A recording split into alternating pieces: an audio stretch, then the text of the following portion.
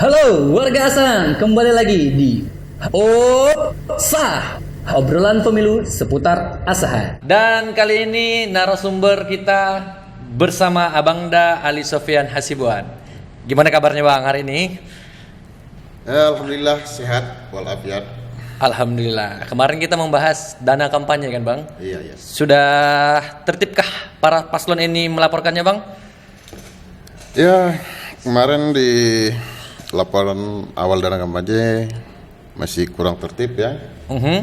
Masih ada yang melampaui batas pelaporan di lewat dari jadwal yang telah ditetapkan. Ya. Tapi masih ada kesempatan lah untuk melaporkan itu. Ya, tentunya mereka sudah melaporkan LADK dan nanti di tanggal 31 Oktober pasangan calon kembali harus melaporkan LPSDK, laporan penerimaan sumbangan dana kampanye.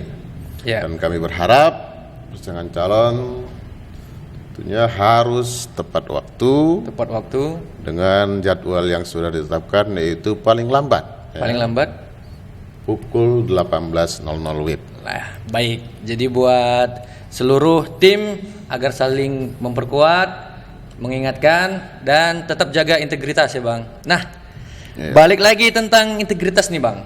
Di KPU sendiri nih Bang, pastilah integritas itu yang paling utama. Betul ya kan? sekali. Dan ini berkaitan dengan divisi Abang ini. Iya. Jadi Chandra mau nanya nih Bang, di bidang divisi Abang tugas divisi hukum dan pengawasan di KPU Kabupaten Asahan, peran Abang apa aja sih sebenarnya Bang?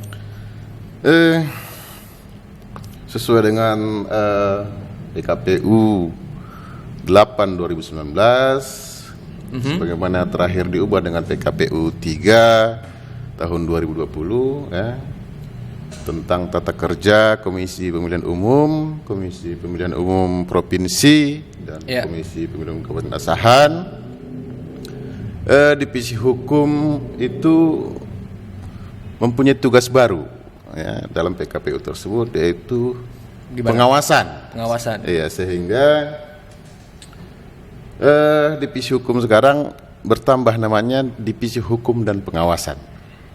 Oh, sebelumnya hanya divisi hukum saja? Sebelumnya hanya divisi hukum saja. Baik. Namun karena diberikan wewenang untuk melakukan pemeriksaan dugaan pelanggaran terhadap dugaan pelanggaran, baik itu fakta integritas, kode perilaku, kode etik, ataupun sumpah janji, maka divisi KPU sekarang di divisi hukum menambah satu bidang, yaitu bidang pengawasan. Ya, dan pengawasan ini lebih kepada pengawasan internal. Jadi masyarakat juga tahu nih kinerja dari para penyelenggara pemilu seperti itu. Nah, misalkan Bang, terjadi sengketa tahapan dalam proses pemilu. Kira-kira seperti apa contoh yang ada di lapangan dan gimana penyelesaiannya Bang? Iya.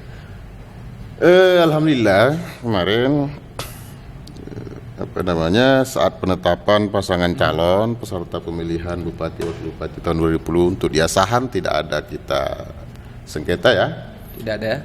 Karena sengketa tahapan itu tentunya lahir saat ada keputusan KPU ya yang menurut baik itu peserta sendiri maupun masyarakat keliru. Oh, ada kekeliruan di situ. Iya. Jika ada kekeliruan terhadap keputusan KPU Asahan tentang penetapan pasangan calon, itu bisa dilakukan gugatan. Nah, gugatan ini tentunya ke Bawaslu. Pertama ke Bawaslu. Bawaslu dulu, dalam hal kemudian setelah dilakukan adjudikasi oleh Bawaslu, namun kemudian pihak yang menyengketakan tidak puas, mereka bisa melakukan upaya hukum lainnya ke PT Tun.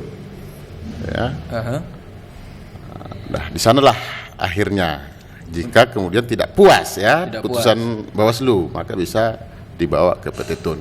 PT Tun, dan di situ divisi hukum dan pengawasan ini membuat keputusan. Ya tentunya di KPU terkait sengketa itu hanya menerima putusan dan melaksanakan. Ya. Oke. Nah, terkait di internal nih Bang. Ya, seperti kita di omongan di awal tadi, jika ada warga ya yang mendapati para PPK, PPS maupun KPPS melakukan pelanggaran nantinya di TPS atau di hari pemungutan suara, ya, baik dia kode perilaku, sumpah janji, dan fakta integritas, apa yang dilakukan divisi hukum untuk internal tersebut? Baik, terkait fungsi pengawasan di KPU, ya, KPU berwenang mengawasi kode perilaku, kode etik, sumpah atau janji, dan fakta integritas penyelenggara pemilu di tingkat PPK dan PPS, ya, jajaran KPU ya tentunya. Dan itu dilakukan terhadap pelaksanaan seluruh tahapan yang dilakukan oleh masing-masing tingkatan. Jika kemudian ada penyelenggara kita di tingkat PPK maupun PPS dan KPPS melanggar sumpah janji, kode etik, kode perilaku, dan fakta integritas, tentu KPU harus memproses. Ya, jadi sesuai dengan PKPU 3 tahun 2020 di pasal 101, KPU berwenang untuk melakukan pengawasan internal. Ya. Jadi bisa saja dugaan pelanggaran itu KPU sendiri yang menemukan berdasarkan hasil pengawasan. Dan bisa juga melalui laporan masyarakat, ya, sesuai dengan pasal 102 PKPU 3 2020 tersebut. Jadi masyarakat bisa melaporkan baik itu PPK, PPS maupun KPPS jika ada dugaan pelanggaran kode etik atau kode perilaku yang dilakukan oleh penyelenggara tersebut. Kira-kira contohnya gimana tuh Bang? Kalau di lapangan yang pengalaman lah dari mulai pemilihan yang lalu-lalu. Ya. Terkait fakta integritas tentunya penyelenggara itu harus netral, ya. Harus netral, harus bersikap adil, ya, terhadap peserta pemilihan, ya, harus jujur, harus terbuka. Nah, ini yang kemudian diduga dilanggar. Seperti itu. Iya, ini kemudian diduga dilanggar. Maka ini bisa dilaporkan ke KPU. Ya, mungkin dia mau berpihak kepada gambaran dari warga ini, berpihak kepada salah satu saksi paslon misalkan seperti itu, lebih dikasih fasilitas seperti itu. Iya. Jadi sikap adil itu tentu harus ditunjukkan tanpa membedakan antar pasangan calon. Iya. Ya. Jadi pada prinsipnya KPU dan jajarannya adalah melayani. Ya.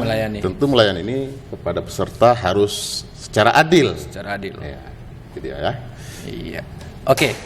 Nah, di situ kan jadi peringatan juga nih buat seluruh penyelenggara, baik PPK, PPS maupun KPPS, untuk lebih mengutamakan integritas dan sumpah janji mereka.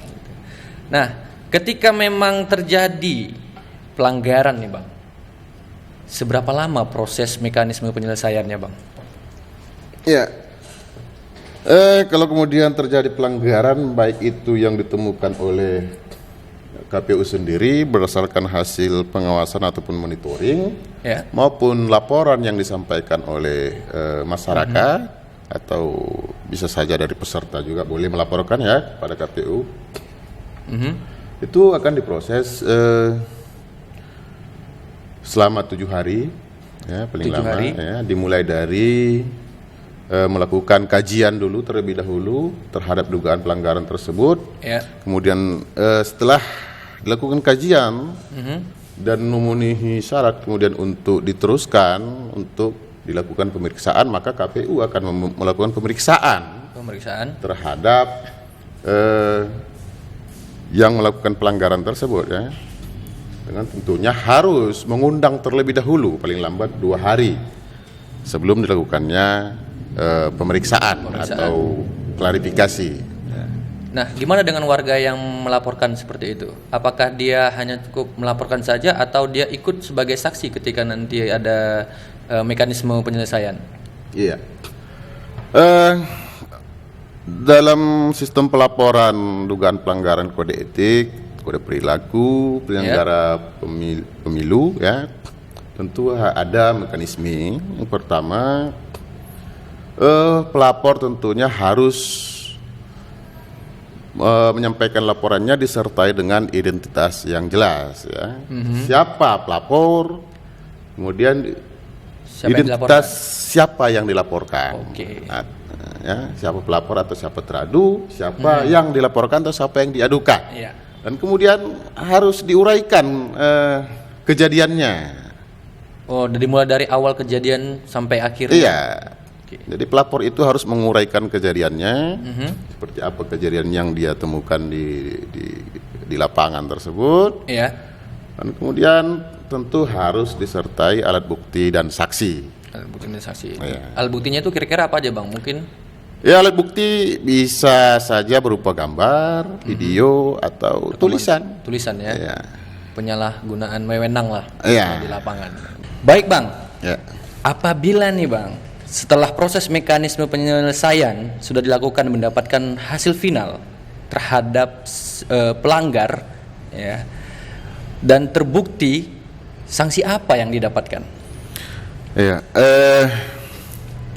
Dalam hal dugaan pelanggaran kode etik ini, KPU bisa saja memberikan sanksi ya, kepada PPK, PPS maupun KPPS itu berupa sanksi rehabilitasi jika yang dugaan pelanggaran yang dilakukannya tidak terbukti.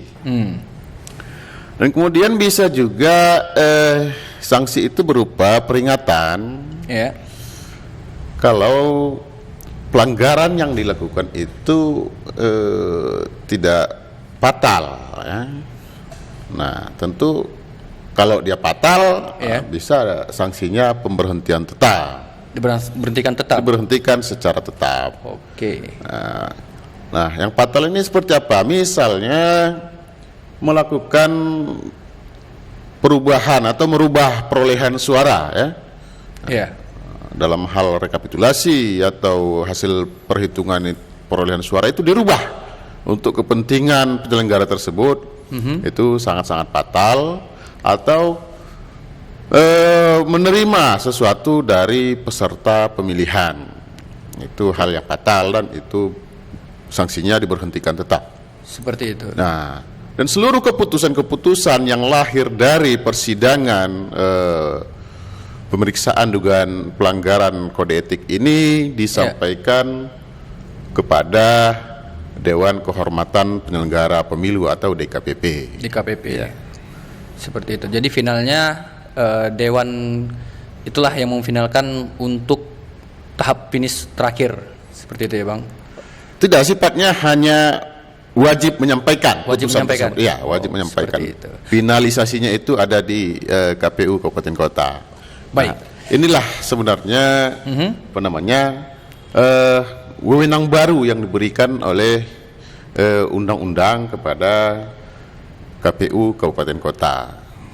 Baik, sudah terjawab seluruh unek-unek teman-teman di lapangan, dan juga kita harus menyampaikan ini fakta integritas, sumpah janji, dan juga kode perilaku yang wajib dijunjung tinggi pastinya ya, Bang ya. Iya, bagi bagi penyelenggara PPK, PPS dan KPPS, penyelenggara pemilu. Betul sekali. Ya. Baik, dan juga tidak menutup kemungkinan kita ajak masyarakat untuk sama-sama mengawasi seluruh tahapan dan juga pemungutan suara nantinya ya, Bang. Tentunya masyarakat harus berpartisipasi ya. Kami sangat berharap partisipasi masyarakat dalam melakukan pengawasan terhadap penyelenggara kami di tingkat PPK, PPS maupun KPPS, sehingga diharapkan dengan partisipasi tersebut